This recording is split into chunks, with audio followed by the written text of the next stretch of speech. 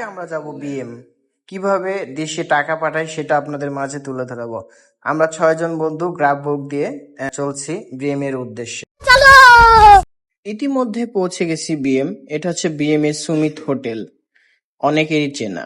ইতিমধ্যেই আপনাদেরকে দেখাতে চলেছি ব্যাংকে কিভাবে আমরা টাকা ছাড়ি। তো ব্যাংকের ভিতরে অনেক সুন্দরভাবে সাজিয়েছে।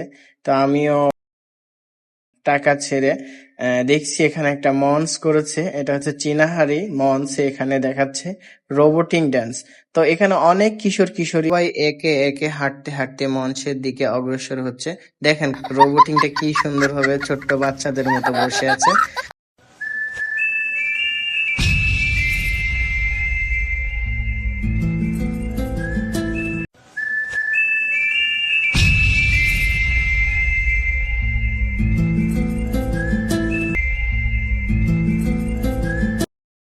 কোনো একটা কারণে রোবটটির হয়তো সমস্যা হয়েছিল। এখন রোবটটি ঠিক হয়েছে।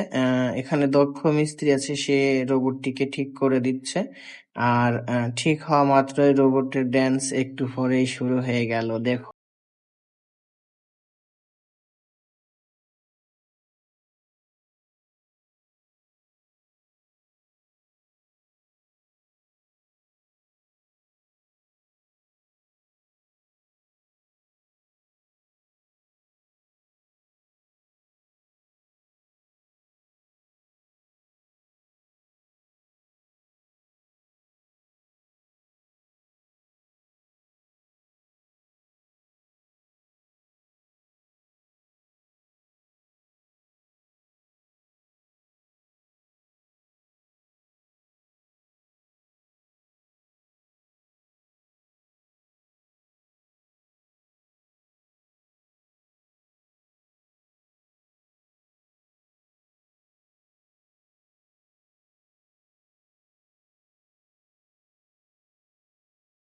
রোবটের নাচ শেষ করে এখন আমরা রুমে ফিরবো। গ্রাব বুক দিয়ে দিলাম, গ্রাব চলে এসছে।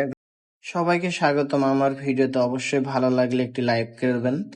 আর এই যে হচ্ছে মালয়েশিয়ার রাস্তা, এই রাস্তাগুলো অনেক শৃঙ্খলাবদ্ধ। এখানে কোনো মানুষজন লাগে না ট্রাফিক নিয়ন্ত্রণ করার জন্য। লাল আলো জ্বললেই সবাই স্টপ হয়ে যায়, সবুজ আলো জ্বলা মাত্রই সবাই যাওয়ার জন্য প্রস্তুত। এখানকার এই আইনটা আমার অনেক ভালো লাগে, কিন্তু আমাদের দেশে এই আইনগুলা নেই। কারণ আমাদের দেশের ট্রাফিক পুলিশই নিয়ন্ত্রণ করতে পারে না। সামান্য এখানকার রেড সিগন্যালে সবাইকে থামিয়ে দেয়। কারণ এখানে ৩০০ রিঙ্গিত জরিমানা হয় কেউ যদি আইন ভঙ্গ করে। ইতিমধ্যেই রুমে চলে এসেছি, এখন রুমটাকে আপনাদেরকে কাঁপিয়ে দেখাইলাম। তো জাস্ট আমার বড় ভাই দেখেন কি করতেছে। রুমে সে রুটি বানানোর কথা ছিল, সে দেখি রুটি নিয়ে খেলা করতেছে।